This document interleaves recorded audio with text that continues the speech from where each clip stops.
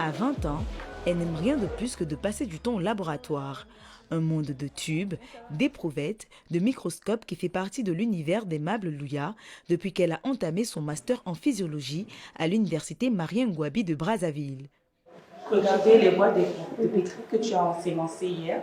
Donc tu vas regarder si ça a poussé. Ce jour-là, sous la supervision d'une des responsables du laboratoire, elle poursuit son grand rêve, trouver un traitement pour une maladie grave.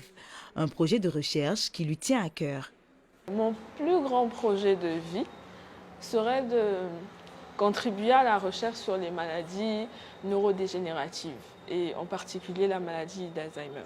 En termes plus simples, je pourrais dire contribuer à la recherche en essayant de trouver un traitement adapté et aussi de meilleures conditions de vie pour les patients atteints de la maladie d'Alzheimer. Pour mener à bien ses recherches, Aimable a bénéficié d'un programme innovant qui encourage les jeunes filles lancées dans des études scientifiques. Elle a été lauréate d'une bourse de l'initiative Women in Biotech Lab, un stage tout frais payé et rémunéré de 3 mois dans les laboratoires de la Fondation Giovanni et Mamie.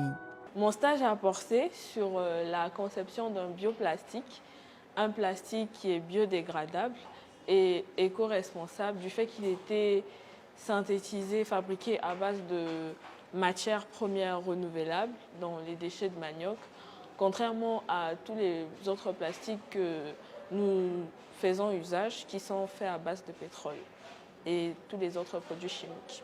Ce stage m'a permis de bien m'immerger dans le monde professionnel. J'ai vraiment exercé en toute liberté. Ce stage et cette expérience scientifique inédite, Aimable l'a effectué ici à Pointe-Noire, au siège de la Fondation Giovanni et Mamie. L'institution compte offrir chaque année une dizaine de bourses de stage de jeunes étudiantes passionnées de sciences et de biotechnologie, un chiffre qui pourrait varier selon les finances car l'institution travaille sur fonds propres actuellement. Divine, 22 ans, est arrivée ici il y a seulement 2 mois, après une courte pause dans ses études. Comment tu vas? Je vais bien. Je vais bien. Alors, qu'est-ce que tu fais aujourd'hui? Pour obtenir ce stage, elle a répondu à une offre publiée sur les réseaux sociaux. Aujourd'hui, elle est ravie de se retrouver au sein du département de biotechnologie de la Fondation.